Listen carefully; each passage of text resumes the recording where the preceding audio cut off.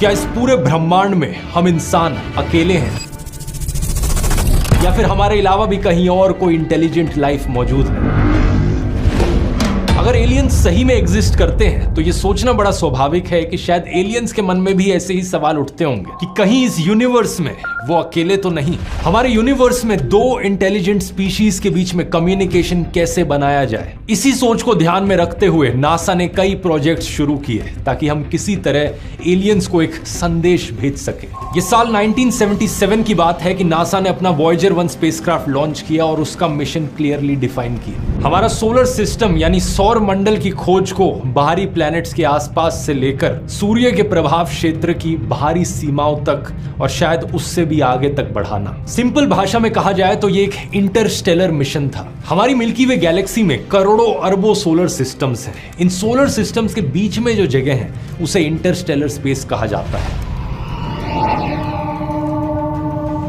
आज के दिन तक नासा ने सिर्फ 5 इंटरस्टेलर स्पेसक्राफ्ट्स लॉन्च किए हैं। इनके नाम है पायनियर 10, पायनियर 11, वॉयेजर 1, वॉयेजर 2 और न्यू होराइजन्स। और इन 5 में से सिर्फ 2 ही एक्चुअली में इंटरस्टेलर स्पेस तक पहुंच पाए हैं, क्योंकि सोलर सिस्टम को छोड़कर जाने में बहुत लंबा समय लगता है। दोस्तों, क्या वाकई में एलियंस होते हैं? क्योंकि सोशल मीडिया के ऊपर पिछले 2-3 दिन से आप देख रहे होंगे यूएफओ जो कि एलियंस का यान होता है, इसके क्रैश के वीडियो सोशल मीडिया पर वायरल हो रहे हैं। दावा किया जा रहा है कि एलियंस का यान यानी यूएफओ राजस्थान के अंदर क्रैश हुआ। आखिर इन सब वायरल वीडियोस की क्या सच्चाई है? क्या वाकई एलियंस होते हैं? और अगर ये धरती पर उतर आए तो धरती का क्या होगा? ध्रुव राठी की इस वीडियो के माध्यम से हम समझने की कोशिश करेंगे। वीडियो को दोस्तों आखिर तक पूरा जरूर देखें। ध्रुव राठी ने जो इसके अंदर इंफॉर्मेशन दी है वो लाजवाब है, जिसको सुनने के बाद एलियन का क्या अस्तित्व है, क्या इनकी सच्चाई है, आप लोगों को समझ में आ जाएगा। वीडियो को शुरू से लेकर आखिर तक पूरा जरूर देखें, स्किप ना करें, वरना आप बहुत ज्यादा कुछ छोड़ देंगे। वीडियो को पूरा देखिए। ध्रुव राठी अपनी इस वीडियो में क्या जानकारी दे रहे हैं आप लोगों की स्क्रीन पर दोस्तों। नमस्कार दोस्तों, क्या इस पूरे ब्रह्मांड में हम इंसान अकेले हैं या फिर हमारे अलावा भी कहीं और कोई इंटेलिजेंट लाइफ मौजूद है? अगर एलियंस सही में एग्जिस्ट करते हैं तो ये सोचना बड़ा स्वाभाविक है कि शायद एलियंस के मन में भी ऐसे ही सवाल उठते होंगे कि कहीं इस यूनिवर्स में वो अकेले तो नहीं। हमारे यूनिवर्स में दो इंटेलिजेंट स्पीशीज के बीच में कम्युनिकेशन कैसे बनाया जाए, इसी सोच को ध्यान में रखते हुए नासा ने कई प्रोजेक्ट्स शुरू किए ताकि हम किसी तरह एलियंस को एक संदेश भेज सके। ये साल 1977 की बात है कि नासा ने अपना वॉयेजर 1 स्पेसक्राफ्ट लॉन्च किया और उसका मिशन क्लियरली डिफाइन किया। हमारा सोलर सिस्टम यानी सौर मंडल की खोज को बाहरी प्लैनेट्स के आसपास से लेकर सूर्य के प्रभाव क्षेत्र की बाहरी सीमाओं तक और शायद उससे भी आगे तक बढ़ाना। सिंपल भाषा में कहा जाए तो ये एक इंटरस्टेलर मिशन था। हमारी मिल्की वे गैलेक्सी में करोड़ों अरबों सोलर सिस्टम्स हैं। इन सोलर सिस्टम्स के बीच में जो जगह है उसे इंटरस्टेलर स्पेस कहा जाता है। आज के दिन तक नासा ने सिर्फ 5 इंटरस्टेलर स्पेसक्राफ्ट्स लॉन्च किए हैं। इनके नाम है पायनियर 10, पायनियर 11, वॉयेजर 1, वॉयेजर 2 और न्यू होराइजन्स। और इन 5 में से सिर्फ 2 ही एक्चुअली में इंटरस्टेलर स्पेस तक पहुंच पाए हैं, क्योंकि सोलर सिस्टम को छोड़कर जाने में बहुत लंबा समय लगता है। और ये 2 जो छोड़कर जा पाए हैं ये 2 बड़े खास हैं, वॉयेजर 1 और वॉयेजर 2। इन्होंने सोलर सिस्टम की एक ऐसी सैर लगाई कि हमें जुपिटर, सैटर्न, यूरेनस और नेपट्यून की एक कमाल की फोटोज मिल पाई। आज के दिन तक वॉयेजर 2 इकलौता स्पेसक्राफ्ट है जो यूरेनस और नेपट्यून के पास गया है। और वॉयेजर 1 का सफर तो इतना लंबा रहा है कि ऑफिशियली धरती से सबसे दूर पहुंचने वाला मैनमेड ऑब्जेक्ट बन चुका है। एज ऑफ अक्टूबर 2024 ये 24.7 बिलियन किलोमीटर दूर है धरती से। लेकिन इन दोनों वॉयेजर्स की सबसे दिलचस्प बात तो यही है कि इनमें मौजूद हैं एलियंस के लिए ढेर सारे मैसेजेस, जिनको साथ लिए ये अंतरिक्ष में घूम रहे हैं। ये मैसेजेस जो इस उम्मीद से भेजे गए कि शायद हमारी कभी मुलाकात एलियंस से हो और इन संदेशों के जरिए हम उन्हें अपने बारे में कुछ बता सकें। We step out of our solar system into the universe. आखिर क्या छिपा है इन पिटारों में? क्या है वो संदेश इंसानों की तरफ से जो नासा एलियंस को बताना चाहती है? आइए जानते हैं वॉयेजर मिशंस की पूरी कहानी आज के इस वीडियो में।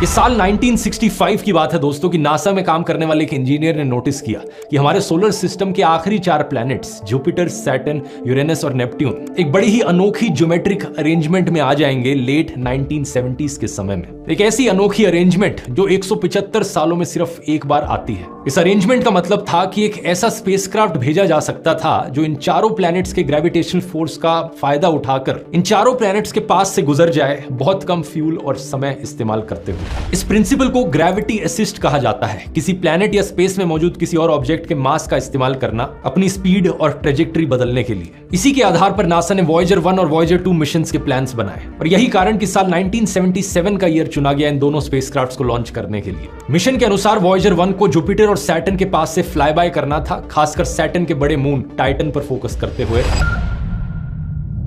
और दूसरी तरफ वॉयेजर 2 को जुपिटर, सैटर्न, यूरेनस, नेपट्यून के पास से गुजरना था। दोनों स्पेसक्राफ्ट्स के डिजाइन की बात करें तो एक दूसरे से काफी सिमिलर थे। दोनों ही 3 radio isotope thermo electric generator द्वारा पावर्ड थे। इनमें कोई सोलर पैनल्स नहीं लगे थे क्योंकि मार्स जुपिटर को पार करते ही सोलर एनर्जी काफी हद तक यूजलेस हो जाती है। उतनी दूर पहुंचकर सूरज की किरणों में इतनी एनर्जी ही नहीं रह जाती कि उससे कुछ सोलर एनर्जी निकाली जा सके, और इनका मिशन तो सोलर सिस्टम को पार करना था। इसलिए ये जो डिवाइसेज हैं ये प्लूटोनियम एलिमेंट के रेडियो एक्टिव डीके से पावर्ड है। प्लूटोनियम जब डीके होता है तो हीट निकलती है, उस हीट को बिजली में कन्वर्ट करा जा सकता है। यहीं से ही ये नाम आता है radio isotope thermo electric generator. इसके अलावा दोनों स्पेस प्रोब्स में 10 साइंटिफिक इंस्ट्रूमेंट्स लगाए गए थे। इसमें था एक 2 कैमरा इमेजिंग सिस्टम तस्वीरें खींचने के लिए, एक स्पेक्ट्रोमीटर जो हाइड्रोजन की एबंडेंस को मेजर करता, दूसरा स्पेक्ट्रोमीटर जो अंतरिक्ष में अल्ट्रावायलेट एक्टिविटी को मेजर करता, एक मैग्नेटोमीटर जो प्लैनेट्स की मैग्नेटिक फील्ड्स को मापता, एक हाई गेन एंटीना कम्युनिकेट करने के लिए धरती के साथ, और बाकी कुछ छोटे मोटे इंस्ट्रूमेंट्स रेडिएशन के अलग अलग लेवल्स को मापने के लिए। इंटरेस्टिंग चीज यह है कि वॉयेजर 2 का लॉन्च वॉयेजर 1 से पहले किया जाता है। 20 अगस्त 1977 में वॉयेजर 2 लॉन्च होता है और 16 दिन बाद 5 सितंबर 1977 को वॉयेजर 1 का लॉन्च होता है नासा केनेडी स्पेस सेंटर से। जो रास्ता वॉयेजर 1 ने लिया वो ज्यादा छोटा और तेज था वॉयेजर 2 के कंपैरिजन में। तो जुपिटर के पास सबसे पहले वॉयेजर 1 ही पहुंचता है और मार्च 1979 में ये जबरदस्त टाइम लैप्स इसके द्वारा लिया जाता है। ये 66 अलग अलग फोटोज से द्वारा बनाया गया एक टाइम लैप्स है। हर एक तस्वीर जुपिटर के एक रोटेशन पीरियड के बाद ली गई है। लगभग 10 घंटे का समय लगता है जुपिटर को रोटेट करने में। ये पहली बार था कि जुपिटर और जुपिटर के मून्स की इतनी क्लियर कट फोटोज हमें देखने को मिल पाई, और यहीं पर डिस्कवरी हुई जुपिटर के रिंग्स की भी। बहुत से लोगों को लगता है कि सिर्फ सैटर्न प्लैनेट के अराउंड रिंग्स मौजूद है, लेकिन रिंग्स जुपिटर के अराउंड भी है। हालांकि वो इतने क्लियरली दिखते नहीं है जब तक पास से ना देखो। ये जो जुपिटर प्लैनेट है, इसके मून्स और इसके रिंग्स, इन तीनों कंपोनेंट्स को साथ में मिलाकर जोवियन सिस्टम कहा जाता है। ये जोवियन शब्द Roman God of sky and thunder से आता है, जोव जिसका नाम है, और जोव का ही दूसरा नाम जुपिटर भी है, जहां से इस प्लेनेट का नाम भी पड़ा। अब बात कुछ ऐसी है दोस्तों कि जुपिटर जैसे ही 3 और प्लैनेट्स मौजूद है हमारे सोलर सिस्टम में, सैटर्न, यूरेनस और नेपट्यून, इन सभी प्लैनेट्स पर रिंग मौजूद है, बहुत सारे मून्स मौजूद हैं, और ये सारे के सारे गैस जाइंट्स भी हैं ये चारों। यही कारण कि इन चारों प्लैनेट्स को मिलाकर जोवियन प्लैनेट्स कहा जाता है, जुपिटर लाइक प्लैनेट्स। इसी जोवियन सिस्टम की एक्सप्लोरेशन के दौरान वॉयेजर 1 ने जुपिटर के आईओ मून की ऑनगोइंग वोल्केनिक एक्टिविटी की भी खोज करी। ये भी पहली बार था जब इंसानों ने किसी और प्लैनेट पर एक्टिव वोल्केनोस को देखा। वॉयेजर 1 के जुपिटर पहुंचने से पहले हमें लगता था कि जुपिटर के पास 13 अलग अलग मून्स मौजूद हैं, लेकिन इसके आने के बाद पता चला कि 2 और चांद मौजूद हैं। कुछ महीने बाद 9 जुलाई 1979 को वॉयेजर 2 जुपिटर के पास पहुंचा और ये और भी ज्यादा करीब था जुपिटर के। इसके पास आने से एक और नया चांद हमें देखने को मिला, पता चला एक और मून मौजूद है जुपिटर के पास। इन वॉयेजर मिशंस की डिस्कवरीज के कारण जुपिटर के जो मून्स थे वो 13 से बढ़कर 16 हो गए। लेकिन आज के दिन पता है क्या दोस्तों, हम 95 अलग अलग मून्स डिस्कवर कर चुके हैं। सही सुना आपने, 95 अलग अलग चांद जो जुपिटर के चारों तरफ घूम रहे हैं।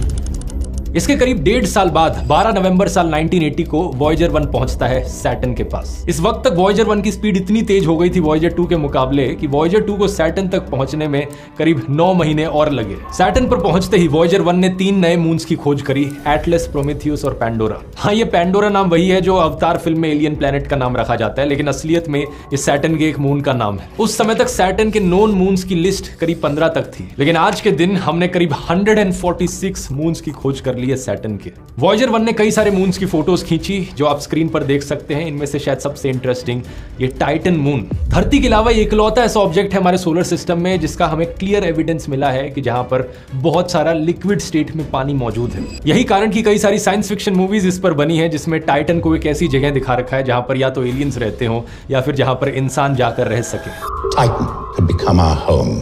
सैटर्न को पार करने के बाद वॉयेजर 1 और वॉयेजर 2 के रास्ते अलग अलग हो जाते हैं। वॉयेजर 2 जाता है यूरेनस और नेपट्यून की ओर। ये पहला और इकलौता मैनमेड ऑब्जेक्ट बन जाता है इन प्लैनेट्स के पास से गुजरने वाला। साल 1986 में यूरेनस के पास और 1989 में नेपट्यून के पास से गुजरता है और कुछ ये फोटोज हमारे पास आती हैं। वॉयेजर 1 दूसरी तरफ अपनी ट्रेजेक्टरी बदल लेता है और एक्लिप्टिक प्लेन से बाहर चला जाता है। एक्लिप्टिक प्लेन अगर आप नहीं जानते, ये एक इमेजिनरी प्लेन है जिस पर हमारे सोलर सिस्टम के सारे प्लैनेट्स अपने अलग अलग ऑर्बिट में सूरज के चक्कर लगाते हैं। इसे अगर आप 3 डायमेंशंस में देखो तो कुछ ऐसा दिखाई देता है ये प्लेन। सारे ही प्लैनेट्स में कुछ छोटे मोटे डिग्रीज का अंतर होता है लेकिन सब एक फ्लैट प्लेन पर लगते हैं ऑलमोस्ट। लेकिन वॉयेजर 1 इस प्लेन से बाहर ऊपर उठकर निकल जाता है। वॉयेजर 1 का प्रोब ग्रेविटी असिस्ट की मदद से बहुत तेज स्पीड पकड़ लेता है। आज के दिन ये अंतरिक्ष में उड़ रहा है 60,000 किलोमीटर पर आवर की ज्यादा स्पीड से। इस डायग्राम में आप देख सकते हो रफली वॉयेजर 1 और वॉयेजर 2 आज के दिन कहां पर मौजूद है। 1 जनवरी साल 1990 को वॉयेजर के इंटरस्टेलर मिशन की शुरुआत होती है। ऑफिशियल मिशन सन के इन्फ्लुएंस से बाहर निकलने का। अगले ही महीने वैलेंटाइंस डे के दिन 14 फरवरी साल 1990 को वॉयेजर 1 के द्वारा एक बड़ी मशहूर फोटो ली जाती है,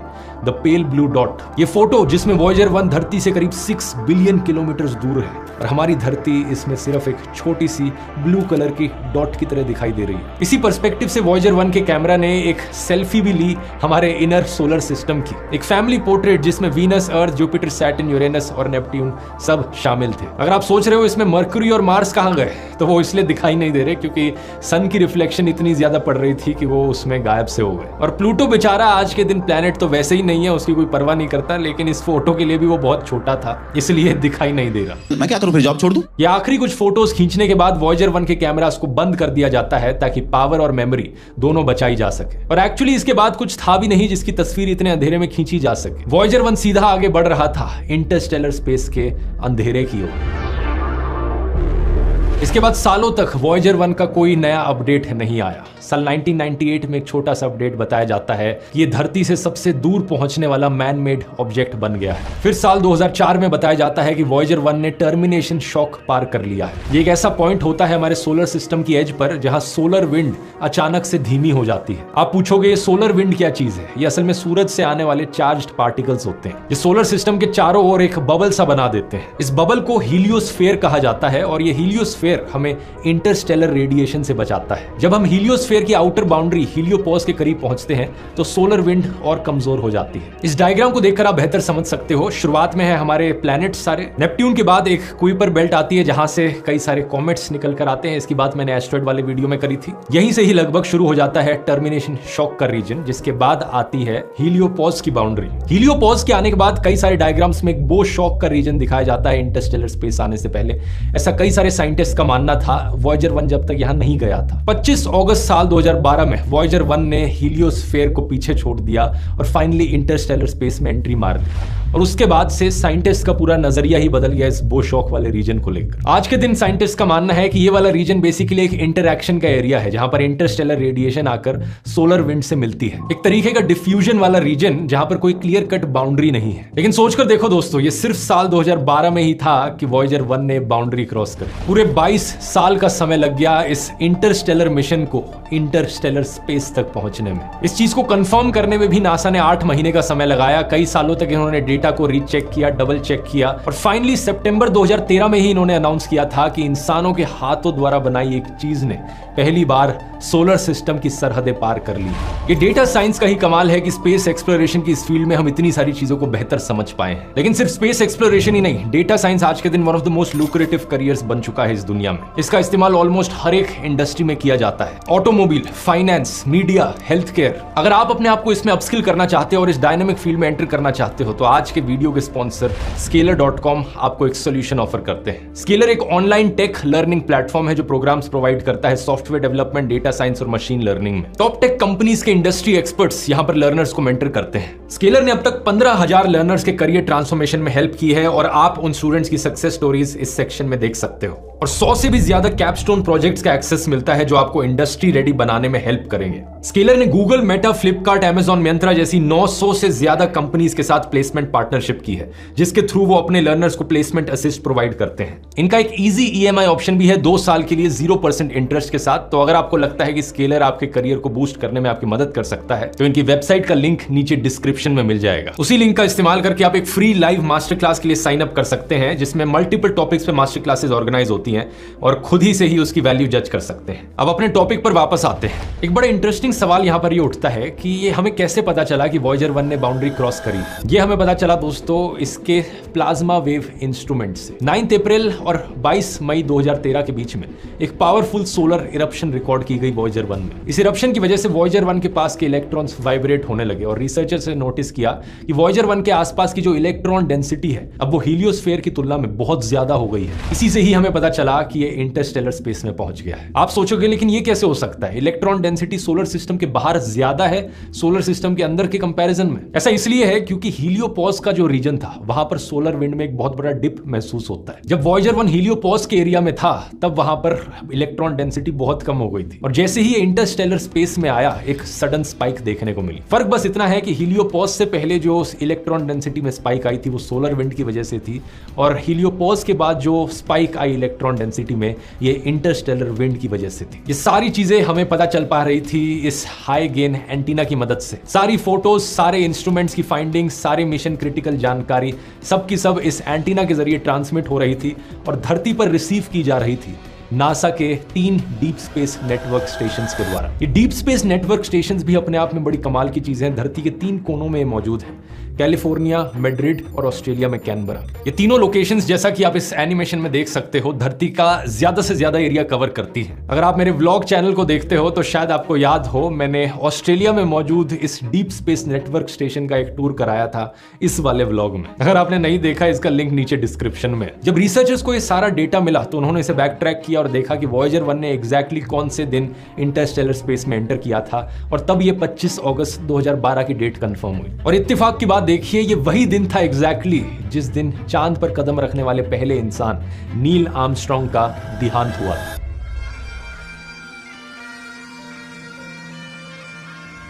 अच्छा, ये सारी बात तो हुई वॉयेजर 1 की। यहां पर वॉयेजर 2 का क्या हुआ? वॉयेजर 2 ने भी इंटरस्टेलर स्पेस में एंट्री मारी करीब 6 साल बाद 5 नवंबर साल 2018 में। सिर्फ 2 स्पेस प्रोब्स जो आज के दिन तक ऐसा कर पाए हैं। इन दोनों के अंदर मौजूद है एलियंस के लिए कुछ संदेश। अब भले ही इन दोनों वॉयेजर मिशंस ने कई सारे रिकॉर्ड्स तोड़े हों, लेकिन एलियंस को संदेश भेजने के प्रयास में ये पहले स्पेसक्राफ्ट्स नहीं थे। इससे पहले पायनियर 10 और पायनियर 11 ने भी ये कोशिश करी थी। एक्चुअली में जो मैसेजेस वॉयेजर्स में भेजे गए हैं एलियंस के लिए वही मैसेजेस पहले पायनियर 10 और 11 में भेजे गए थे। बस फर्क ये है कि वॉयेजर्स में नई टेक्नोलॉजी का इस्तेमाल करके और ज्यादा डिटेलिंग के साथ उन मैसेजेस को भेजा गया है। पायनियर प्लेट एक छोटी सी गोल्ड एनोडाइज्ड एल्यूमिनियम की प्लेट है जो पायनियर्स 10 और 11 के स्पेसक्राफ्ट पर लगाई गई थी। इस पर लिखी गई चीजें एलियंस को हमारी प्लैनेट अर्थ के बारे में बताती हैं। नासा ने इसे अ मार्क ऑफ मैन कहा है। ये प्लेट सिर्फ 15 से 23 सेंटीमीटर की है, लेकिन इस पर 5 इनग्रेव्ड डायग्राम्स हैं। ये गैलेक्सी में हमारी लोकेशन के बारे में जानकारी देती है। बीच में एक रेडियल डायग्राम है जो असल में एक मैप है। इस मैप में हमारी सूरज की पोजीशन को 14 पल्सर्स के रिलेशन में दिखाया गया है। पल्सर्स जो है वो डीजनरेटेड स्टार्स होते हैं जो तेजी से घूमते हैं और रेगुलर पल्सेस एमिट करते हैं। बेसिकली इस नक्शे को समझने के लिए इंटेलिजेंस लेवल इतना होना चाहिए कि ये सारी नॉलेज पहले से पता हो एलियंस को। प्लैग के निचले हिस्से में सोलर सिस्टम के प्लैनेट्स को दिखाया गया है और सबसे लेफ्ट में सूरज है, उसके बाद सारे प्लैनेट्स आते हैं। एक एरो बना हुआ है यहाँ पर जो तीसरे प्लैनेट की तरफ पॉइंट आउट करता है कि ये वो प्लैनेट है जहां से स्पेसक्राफ्ट निकल कर आया है। इसके मिडिल राइट हिस्से में एक स्पेसक्राफ्ट का सिलुएट दिखाया गया है और साथ ही साथ यहाँ आप देख सकते हो एक ड्राइंग एक पुरुष और एक महिला की। बेसिकली ये दिखाने की कोशिश करी गई है कि हम इंसान ऐसे दिखते हैं जिन्होंने इस स्पेसक्राफ्ट को बनाया है। नासा ने कहा है ये इंटरस्टेलर स्लैब दर्शाता है कि मानव जाति के पास मानव विकास के युग की भौतिक समस्याओं से परे एक स्पिरिचुअल इंसाइट है। तो मोटे मोटे तौर पर देखा जाए तो ये शीट काफी बेसिक सी है, ज्यादा कुछ पता नहीं चलेगा एलियंस को अगर इसे देखा तो। इसलिए वॉयेजर्स मिशंस में जो चीजें भेजी गई वो इससे कहीं ज्यादा डिटेल्ड थी। वॉयजर्स के साथ भेजे गए मैसेजेस असल में 12 इंच की गोल्ड प्लेटेड कॉपर डिस्क्स और फोनोग्राफ रिकॉर्ड्स हैं। इनमें आवाजें और इमेजेस दोनों शामिल हैं। ऐसे 2 रिकॉर्ड्स हैं, वॉयजर 1 और वॉयजर 2 दोनों पर भेजे गए हैं। आइए थोड़ा डिटेल में देखते हैं कि इनमें क्या है। फोनोग्राफ जो है, इसे ग्रामोफोन भी कहा जाता है, ये कुछ ऐसा दिखता है।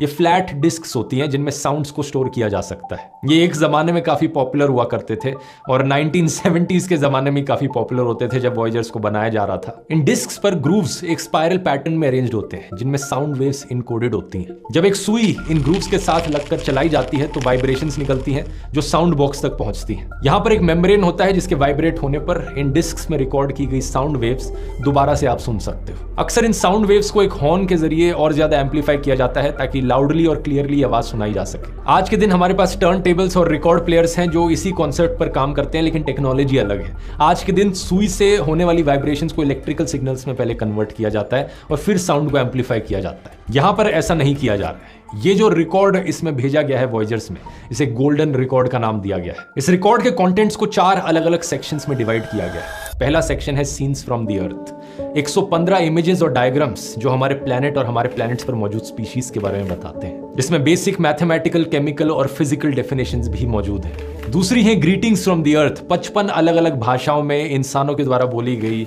ग्रीटिंग्स। साथ में प्रिंटेड मैसेज भी है जो अमेरिकन प्रेसिडेंट जिमी कार्टर और उस वक्त के यूनाइटेड नेशंस के सेक्रेटरी जनरल कर्ट वाल्डहाइम ने लिखा था। वो अलग बात है कि इसे समझने के लिए एलियंस को इंग्लिश आनी जरूरी है।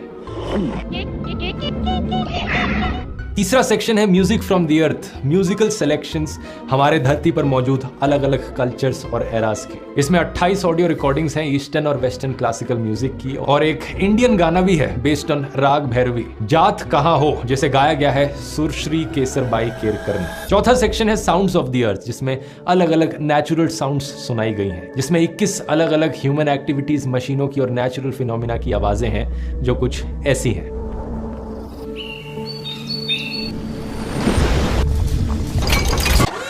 अब जाहिर सी बात है, एलियंस को अगर ये आवाजें सुननी है तो उन्हें इस फोनोग्राफ को ऑपरेट करना आना चाहिए, और इसी के लिए नासा के साइंटिस्ट ने इंस्ट्रक्शंस भी रखी हैं इन डब्बों के अंदर। अब अच्छी खबर यह है कि उन्होंने इन इंस्ट्रक्शंस को किसी इंग्लिश या हिंदी भाषा में नहीं लिखा, क्योंकि ऑब्वियसली क्या चांस है कि एलियंस को हमारी भाषा समझ में आएगी। लेकिन बुरी खबर यह है कि उन्होंने इन इंस्ट्रक्शंस को डायग्राम्स के फॉर्म में दर्शाया गया है। और बुरी खबर मैं क्यों कह रहा हूं, क्योंकि जरा इस डायग्राम को देखो आप। एलियंस का तो भूल ही जाओ, आप खुद ही देखो इस डायग्राम को और बताओ इन इंस्ट्रक्शंस को देखकर, इन डायग्राम्स को देखकर क्या आप समझ पा रहे हो कि फोनोग्राफ की मशीन को कैसे ऑपरेट करना है। मेरी राय में आज के दिन के 90% इंसान भी इन इंस्ट्रक्शन को नहीं समझ पाएंगे, तो हम कैसे एक्सपेक्ट कर सकते हैं कि एलियंस इन डायग्राम्स को देखकर समझ पाए कैसे ऑपरेट करना है इस मशीन को। इन डायग्राम्स की थोड़ी इंग्लिश ट्रांसलेशन आप स्क्रीन पर देख सकते हो कि एक्चुअली में किस डायग्राम का क्या मतलब है। फोनोग्राफ को ऑपरेट करना वैसे कोई इतना मुश्किल काम नहीं है। एलियंस को बस ये समझना होगा कि कैसे हम इस डिस्क को लें, इस डिस्क को यहां डालें और इसके ऊपर ये सुई लगा दें। लेकिन सबसे मुश्किल काम होगा इन फोटोज को एक्चुअली में देख पाना।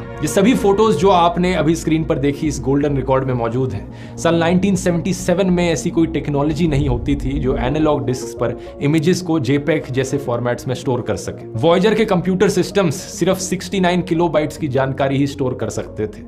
69 किलोबाइट्स होता है सिर्फ 0.07 मेगाबाइट। एक इमेज के लिए भी ये बहुत कम पड़ जाता है, 115 इमेजेस तो बहुत दूर की बात है। इसलिए नासा ने इन डिस्क्स पर इमेज डेटा शामिल करने के लिए एक नया तरीका सोचा। उन्होंने इन फोटोज को एक स्क्रीन पर प्रोजेक्ट किया और एक टेलीविजन कैमरा से रिकॉर्ड करके उन वीडियो सिग्नल्स को ऑडियो वेवफॉर्म्स में बदल दिया, और ये फोटोज एक्चुअली में ऑडियो के फॉर्म में इन डिस्क्स में स्टोर्ड है। तो एलियंस अगर इन्हें देखना चाहते हैं तो उसके लिए रिवर्स प्रोसेस करना होगा। ऑडियो के फॉर्म में जो डेटा स्टोर्ड है उसे वापस इमेज में बदलना होगा। ये कैसे किया जाए, इंस्ट्रक्शंस इंटरस्टेलर एनवेलप पर दी गई हैं, आप देखकर पढ़ सकते हैं। ये टेक्नोलॉजी अपने आप में इतनी टेक्निकल और कॉम्प्लिकेटेड है कि इसे समझाने में एक अलग वीडियो लग जाएगा। तो डिकोड करने का झंझट छोड़िए, मैं आपको अब स्क्रीन पर दिखाता हूं इस गोल्डन रिकॉर्ड में आखिर क्या मौजूद है। 115 तस्वीरों को जब डिकोड किया जाएगा तो पहली तस्वीर ये सामने आएगी, एक सफेद कैलिब्रेशन सर्कल, एक simple black and white drawing जो दो चीजें करती है। पहले ये खुद रिकॉर्ड के आकार को रिप्रेजेंट करती है और ये अपने आप में एक सिग्नल भी है कि डिकोडिंग सही तरीके से हुई है। इसके बाद आएंगी फोटोज बेसिक मैथमेटिकल कॉन्सेप्ट्स की, फिजिकल यूनिट्स, क्वांटिटीज, डेफिनेशंस। फिर 2 सोलर सिस्टम पैरामीटर्स के डायग्राम्स आते हैं जो सन और तब के 9 प्लैनेट्स को दिखाते हैं। इस डायग्राम के बाद सोलर सिस्टम के कई सारे ऑब्जेक्ट्स की इंडिविजुअल फोटोज दिखाई जाती है, मरकरी, मार्स, मार्स, अर्थ और जुपिटर। कुछ इमेजेस में एक्सप्लेनेटरी सिंबल्स जैसे कि मैथमेटिकल डेफिनेशंस या केमिकल फॉर्मूलाज भी शामिल हैं। उदाहरण के लिए ये फोटोग्राफ जिसका टाइटल है Egypt, Red Sea, Sinai peninsula and the Nile. Earth atmosphere की कॉम्पोजिशन बताई गई है। तस्वीर के ऊपर की ओर टैग दिखता है कि हमारी एटमॉस्फेयर में नाइट्रोजन 78% है, N2 78/100। यहाँ कुछ केमिकल एलिमेंट्स के मॉडल्स भी शामिल हैं जैसे कि हाइड्रोजन, कार्बन, नाइट्रोजन, ऑक्सीजन और फास्फोरस। ये केमिकल एलिमेंट्स जीवन के आधार, लाइफ के फंडामेंटल ब्लॉक्स को दर्शाते हैं। डीएनए स्ट्रक्चर्स की भी दो तस्वीरें हैं, जेनेटिक इंफॉर्मेशन की ट्रांसमिशन को भी समझाती हैं। एक ऐसी चीज जो सभी लिविंग थिंग्स में मौजूद है। एक तस्वीर माइक्रोस्कोपिक डिटेल्स में सेल्स और उनके डिवीजन को भी दिखाती है। इसके बाद की 20 इमेजेस इंसानों की लाइफ को दर्शाती हैं। यहाँ कुछ इमेजेस ऐसी भी हैं जो इंसानों की काबिलियत को दर्शाती हैं, कैसे मुंह का इस्तेमाल चाटने, खाने और पीने के लिए किया जाता है। साथ ही साथ एक फोटो यहाँ पर ग्रेट वॉल ऑफ चाइना और ताजमहल की भी है। इंटरेस्टिंग चीज ये है कि कोई भी तस्वीर यहाँ पर इंसानों के नेगेटिव एस्पेक्ट को नहीं दर्शाती। कोई कॉन्फ्लिक्ट या वर्ल्ड वॉर या किसी भी वॉर जैसी चीज का कोई जिक्र नहीं किया गया है। एक बहुत ही होपफुल और पॉजिटिव साइड इंसानियत की दर्शाई गई है इन तस्वीरों में। मानवता का एक आइडियल वर्जन, जैसा कार्ल सेगन ने 1978 की अपनी किताब murmurs of earth the Voyager Interstellar record में एक्सप्लेन किया। सबसे बड़ा सवाल तो यहाँ पर यही उठता है कि क्या कोई भी वॉयेजर स्पेसक्राफ्ट कभी किसी एलियन तक पहुंच पाएगा, और अगर ये किसी एलियन स्पीशीज तक पहुंच भी गया, क्या उस एलियन की स्पीशीज के पास इतना इंटेलिजेंस लेवल होगा इस चीज को डिकोड करने के लिए या नहीं होगा? आपकी क्या राय है यहाँ पर? नीचे कमेंट्स में लिखकर बता सकते हैं। अभी के लिए वॉयेजर 1 का स्पेसक्राफ्ट 61,198 किलोमीटर पर आवर की स्पीड से तेज दौड़े जा रहा है, धरती से लगभग 2500 करोड़ किलोमीटर दूर इंटरस्टेलर स्पेस की गहराइयों में। अनफॉर्चुनेट चीज ये है कि ये ज्यादा दिन तक और चलने वाला नहीं है। इसकी पावर सप्लाई धीरे धीरे खत्म हो रही है और साइंटिस्ट का एस्टिमेट है कि 2025 में ही इसकी पावर सप्लाई पूरी तरीके से खत्म हो सकती है। इससे हमारा कम्युनिकेशन जरूर खत्म हो सकता है, लेकिन इसके अंदर मौजूद गोल्डन रिकॉर्ड हमेशा के लिए शायद प्रिजर्व्ड रहेगा। स्केलर का लिंक नीचे डिस्क्रिप्शन में मिल जाएगा। और ये वीडियो अगर पसंद आया दोस्तों तो एलियंस पर मैंने एक और वीडियो बनाया है इससे पहले, एरिया 51 के ऊपर। आखिर क्या राज है एरिया 51 के पीछे, यहाँ क्लिक करके देख सकते हैं। बहुत बहुत धन्यवाद दोस्तों। उम्मीद है आप लोगों को एलियन से जुड़ी काफी ज्यादा नॉलेज अब तक मिल चुकी होंगी ध्रुव राठी की इस स्पेशल रिपोर्ट के जरिए। आप लोगों के दोस्तों इस वीडियो के बारे में क्या राय है, कमेंट बॉक्स में आकर अपनी राय जरूर बताएं। फिलहाल आज की इस जानकारी में बस इतना ही।